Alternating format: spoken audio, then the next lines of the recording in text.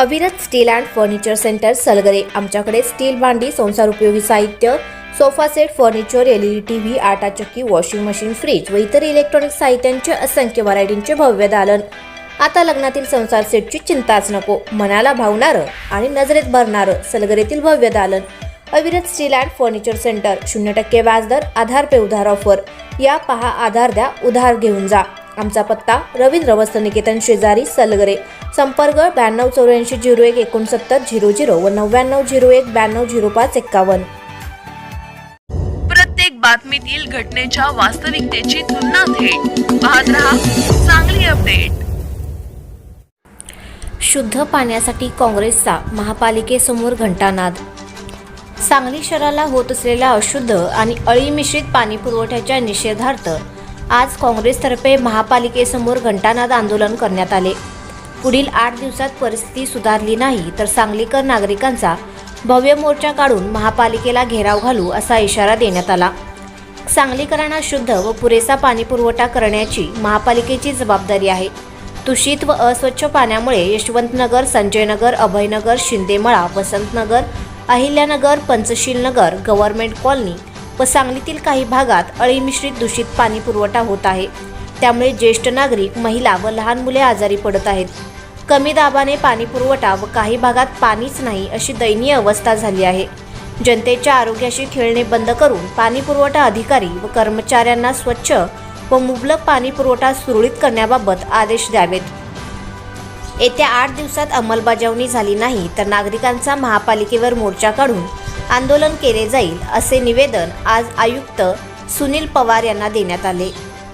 शहरातील काही भागांमध्ये दूषित पाणी, विशेषतः अळी मिश्रित पाणी आणि हिरवं पाणी आणि ज्या पाण्याला अत्यंत दुर्गंधी आहे अशा प्रकारचं पाणी हे नागरिकांना मिळू लागले आणि त्यामुळं त्या ठिकाणी अनेक लहान मुलं आजारी पडू लागलेले आहेत। अशा प्रकारचं अशुद्ध पाणी अनेक ज्येष्ठ नागरिक असतील, विशेषतः गोरगरीब वर्ग, लहान मध्यम वर्ग यांना मोठी झळ त्या ठिकाणी पोचलेली आहे। आणि त्या ठिकाणी आज आम्ही या ठिकाणी सांगली शहर जिल्हा काँग्रेसच्या वतीनं या ठिकाणी ह्या महानगरपालिकेच्या प्रशासनाला जाग यावी म्हणून या ठिकाणी घंटानाद आंदोलन केलं आणि आम्ही घंटा वाजवतच आम्ही तमाम सर्व कार्यकर्ते यांनी आयुक्तांची भेट घेतली।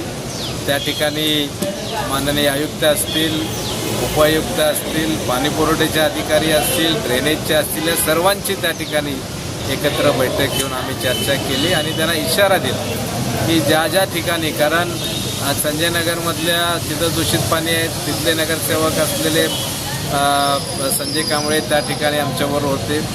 अभयनगरमधल्या परिसरातले प्रभाग क्रमांक 9चे अल्ताफ पेंडारी असतील, गव्हर्नमेंट कॉलनीतले त्या ठिकाणी असणारे अजय देशमुख असतील, कुपवाडचे सनी धोत्रे असतील, ज्या ज्या परिसरामध्ये अशा प्रकारचं अशुद्ध पाणी आलं त्यांना आम्ही त्या नागरिकांच्या आणि त्यांच्या प्रतिनिधींना घेऊन या ठिकाणी आम्ही जाहीर निषेध या ठिकाणी महानगरपालिकेचा केलेला आहे। कारण आरोग्याची खेळ म्हणजे सर्वसामान्य जीवनाची खेळ।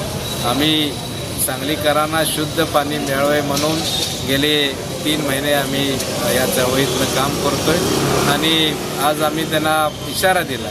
त्या ठिकाणी आम्हाला आयुक्तांनी आश्वासन दिलेलं आहे, ज्या ठिकाणी तक्रार होतं त्या ठिकाणी आम्ही दुरुस्ती करायला लावलेलं। परंतु सर्वात महत्त्वाचं, जोपर्यंत 56 MLDचं जे पाणी शुद्ध पुरवठा करणारी यंत्रणा आहे ती जोपर्यंत दुरुस्त होत नाही किंवा जोपर्यंत बदलली जात नाही, कारण कमी दाबानं पाणी पुरवठा जो येतो, पाण्याच्या डिस्ट्रीब्युशनची यंत्रणा जुनी आहे, कालबाह्य झाल्या अनेक ठिकाणी, ती कुचकामी ठरलेली आहे।